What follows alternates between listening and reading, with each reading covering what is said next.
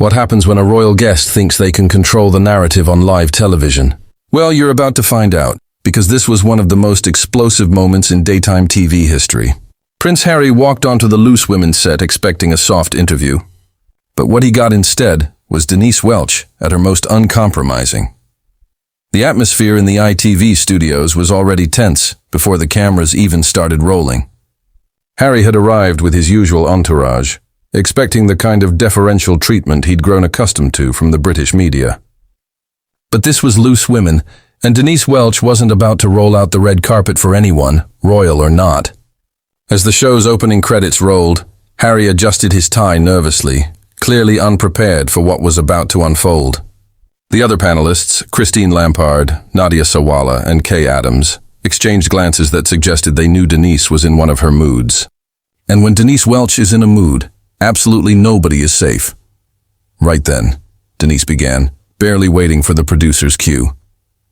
We're joined now by Prince Harry, who's here to talk about his latest ventures.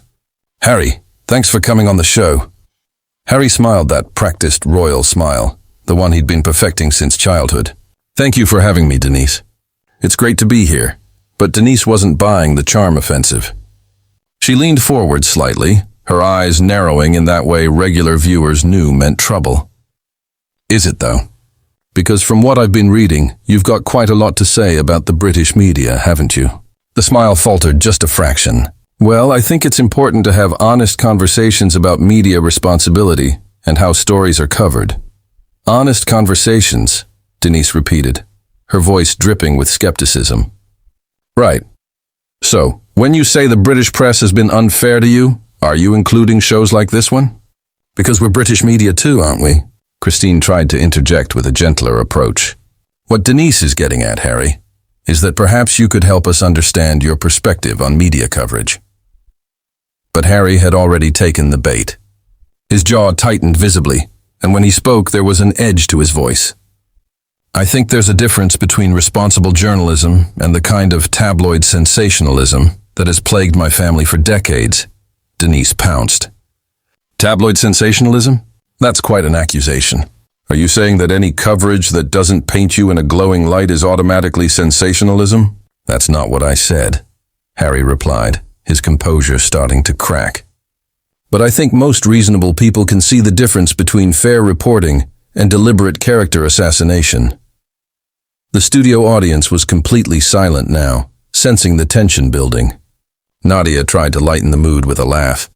Well, this is certainly more heated than our usual Tuesday discussions about whether pineapple belongs on pizza. But Denise wasn't finished. She'd smelled blood in the water. Character assassination. That's a very serious allegation. Harry, are you saying that when journalists report on your actions, your statements, your choices, they're assassinating your character? Harry's media training kicked in, but the damage was already done, and Denise had him exactly where she wanted him. I'm saying that there's a pattern of negative coverage that goes beyond legitimate criticism. A pattern? Denise nodded slowly, like a prosecutor who had just heard a confession. And who decides what's legitimate criticism and what isn't? You? Harry shifted in his seat, and for the first time looked genuinely uncomfortable. The carefully constructed public persona was beginning to slip. I think anyone with common sense can make that distinction, he said, but his voice lacked conviction. Denise smiled, but it wasn't warm. It was the smile of someone who knew they had their opponent cornered. Common sense, right? So your common sense tells you that any criticism of your decisions is unfair, but our common sense should tell us that you're always in the right. Kay Adams tried to steer the conversation towards safer ground. Perhaps we could talk about some of the positive projects you're working on, Harry. I know our viewers would be interested to hear about your charitable work. But Harry was beyond diplomatic rescue now. The careful mask had slipped too far. I came here expecting a professional interview, not some kind of ambush. And there it was. The word that would define the rest of this catastrophic appearance. Ambush. As if asking direct questions about his public statements and actions was somehow unfair play. Denise's eyebrows shot up so fast they practically left the studio. An ambush, she repeated, her voice rising. Harry, you're on a talk show where we discuss current events and ask questions. That's literally what we do here. Did nobody explain the format to you?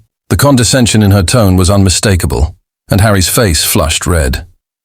I understand the format perfectly well, thank you. What I don't understand is this hostile line of questioning. Christine made one more attempt at peacekeeping. I don't think anyone's being hostile, Harry. Denise is just doing what she always does, asking the questions that viewers want answers to. But Harry was having none of it. His voice grew sharper, more imperious. These aren't questions. They're accusations dressed up as journalism. Denise's laugh was sharp and utterly without humor. Accusations? Harry, I've asked you exactly 3 questions about your own public statements. If that feels like accusations to you, maybe the problem isn't with the questions. The other panelists were now watching like spectators at a tennis match, their heads turning back and forth between Denise and Harry. The studio audience had gone from politely interested to